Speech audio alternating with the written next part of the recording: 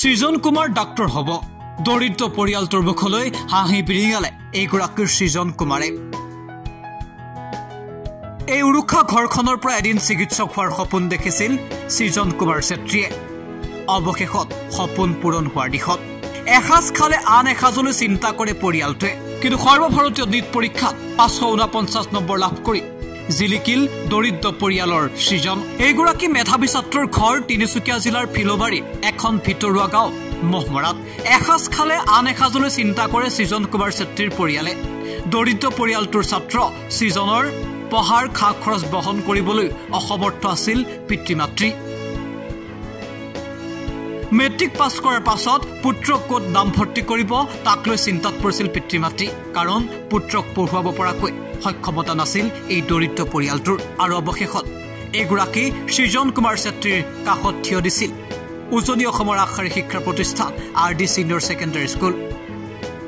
মেধাৱী ছাত্ৰ সৃজন কুমাৰৰ সফলতাৰ আঁৰত RD Senior Secondary School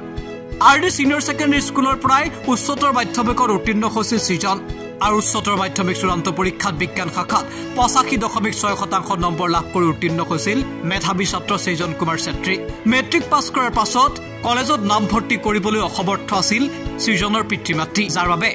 RD Senior Secondary School দুটা বৰ্ষ বিনামূলীয়াকৈ অধ্যয়নৰ সুবিধা কৰি দিছিল সৃজন ছেত্ৰী আৰু এতিয়া সৃজন জিলিকিছে নীট পৰীক্ষাত MBBS পাঠ্যক্ৰম গ্ৰহণ কৰিব সৃজনে আৰু দৰিদ্ৰ পৰিয়ালৰ ছাত্ৰজন এতিয়া চিকিৎসক হ'বলৈ আগবাঢ়িছে Digboi RD Senior Secondary School মানুহ হিচাপে গঢ় দিলে এই দৰিদ্ৰ পৰিয়ালৰ এগৰাকী ছাত্ৰক দৰিদ্ৰ তথা মেধা সম্পন্ন শিক্ষাৰ্থীৰ বাবে এতিয়া আশীৰ্বাদ RD Senior Secondary School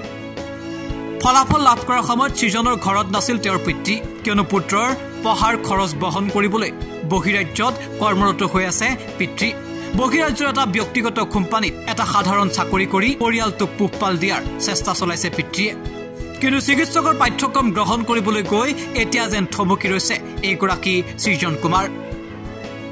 যাৰ বাবে এতিয়া স্থানীয় বিধায়ক মুখ্যমন্ত্ৰীলৈ সহায়ৰ আহ্বান মেধাৱী ছাত্ৰ সৃজনৰ একে সময়তে RD Senior Secondary School কৰ্তৃপক্ষকো ধন্যবাদ জ্ঞাপন কৰিলে এইগৰাকী মেধাৱী ছাত্ৰই সৰুৰে পৰা অত্যন্ত মেধাৱী সৃজনে এতিয়া নিজকে চিকিৎসক হিচাপে গঢ় দিব বিচাৰিছে সৃজনৰ সফলতাত উৎফুল্লিত হৈ পৰিছে তেওঁৰ মাতৃ সকলোৱে আশা কৰিছে এই দৰিদ্ৰ পৰিয়ালটোলৈ এদিন হাঁহি বিৰিঙাই আনিব এইগৰাকী সৃজন কুমাৰে নমস্কাৰ মই এতিয়া বৰ্তমান আছো আমাৰ সৃজন ছেত্ৰীৰ ঘৰত ফিলবাৰী আমগুৰি মহমৰা গাঁৱত এটা ভিতৰুৱা গাঁও য'ত আমি ইয়াত আজি উপস্থিত হৈছোঁ আচলতে আমাৰ ভাইটিয়ে নীট অল ইণ্ডিয়া যিটো এণ্ট্ৰেঞ্চ থাকে মেডিকেলৰ তাত 549 মাৰ্কছ লৈ ভাল স্ক'ৰ লৈ এটা পাছ কৰিছে ইমান গাঁৱৰ ভিতৰৰ পৰাও আৰু RD জুনিয়ৰ একাডেমীৰ পৰা পাছ কৰিছিলে তেখেতে তো সেই গতিকে প্ৰথমেতো তেখেতক বহুত শুভেচ্ছা আৰু তেখেতৰ পৰিবাৰক বহুত শুভেচ্ছা লগতে এটা বস্তু মই ক'ব বিচাৰিছোঁ হয়তো আপোনালোকে আমাৰ বেকগ্ৰাউণ্ড দেখি গম পাইছে এখেতৰ ঘৰৰ আৰ্থিক অৱস্থা ইমান ভাল নহয় কিন্তু আমাৰ RD কলেজৰ ফালৰ পৰা তেখেতক সুবিধা দিয়াৰ কাৰণে কলেজ ফিজ গোটেইখিনি ডিউজ ফ্ৰী থকাৰ কাৰণে তেখেতে তাত বহি পঢ়িব পাৰিলে যাৰ কাৰণে আজি নীটতো ভাল এটা টেলেণ্ট থকা ল'ৰা লুকাই নাথাকিলে সেই গতিকে মই ইয়াৰ যোগেদি মই অনুৰোধ জনাব বিচাৰিছোঁ আমাৰ স্থানীয় বিধায়ক তেখেতটো বহুত এক্টিভ হয় আৰু তেখেত মই যিমান জানো তেখেতক শিক্ষা ফালৰ পৰাও বহুত আগত কাম কৰি আছে মেধাৱী ছাত্ৰ ছাত্ৰীসকলক তেখেতে ইনস্পিৰেশ্যন সদায় কৰিছে আৰু আমাৰ মামাৰ যেতিয়া চৰকাৰ হয় মামাৰ চৰকাৰেতো আৰু শিক্ষাৰ ক্ষেত্ৰত বহুত অৰিহণা আমাৰ অসমত কণ্ট্ৰিবিউশ্যন কৰিছে সেই গতিকে মই আমাৰ স্থানীয় বিধায়ক ৰূপেশ গোৱালাক মই অনুৰোধ জনাওঁ যদি তেখেতৰ ফালৰ পৰা আৰু চৰকাৰৰ ফালৰ পৰা যদি আমাৰ ভাইটিক কিবা সুবিধা দিব পাৰে তেতিয়াহ'লে বহুত ভাল হ'ব এইটো মাত্ৰ আমাৰ সৃজনৰ কাৰণে নহয় তেনেকুৱা বহুত ইয়াত প্ৰতিভা আছে যিখিনি সা সুবিধা নোপোৱাৰ কাৰণে লুকাই আছে যিখিনি সায়েন্স পঢ়িবৰ কাৰণে প্ৰাইভেট স্কুল পঢ়িবৰ কাৰণে 4-5 লাখ টকা লাগে মিনিমাম আপোনাৰ 12 পাছ কৰিবলৈ সেইখিনি সব ঘৰৰ যোগ্যতা নাথাকে সেই কাৰণে মই অনুৰোধ জনাইছোঁ যাতে এই প্ৰতিভা লুকাই নাথাকে যদি এখেতক আমাৰ RD একাডেমীয়ে ফ্ৰীত যদি নপঢ়োৱা হ'লে হয়তো তেখেতৰ ঘৰত আজি আমি উপস্থিত হ'ব নোৱাৰিলোহেঁতেন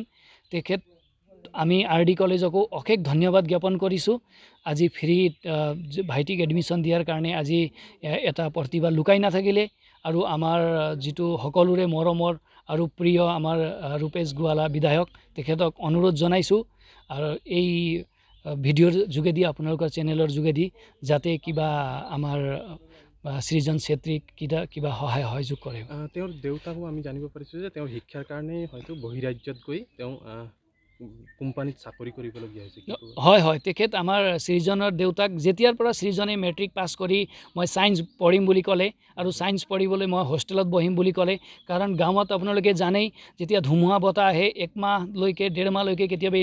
ইলেক্ট্ৰিচিটি নাথাকে আৰু ওলাই যাবলৈ পকী ৰাস্তাও নাই, তো ইয়াত পঢ়িবলৈ বহুত অসুবিধা। আৰু সেই গতিকে সৃজনে যেতিয়া ক'লে যে মই হোষ্টেলত গৈ থাকিম, আৰ্থিক অৱস্থা ভাল নাছিলে, সেইকাৰণে বহিৰাজ্যত গৈ এতিয়া তেখেতে যিকোনো সৰু মৰু কাম কৰি হ'লেও হোষ্টেলৰ ফিজ যোগাৰ কৰিব পাৰিলে, যাৰ কাৰণে আজি ভাল হেৰি কৰিব পাৰিছে। কিন্তু এতিয়া আগত চিট পালেও বহুত টকাৰ প্ৰয়োজন হয়, যাতে এই টকাৰ অভাৱৰ কাৰণে এই আৰ্থিক অৱস্থাৰ কাৰণে এটা মেধাৱী ছাত্ৰ লুকাই নাথাকে, সেই গতিকেই মই অনুৰোধ জনাইছোঁ আমাৰ বিধায়ক ডাঙৰীয়াক। Bureau Report, Any Talks.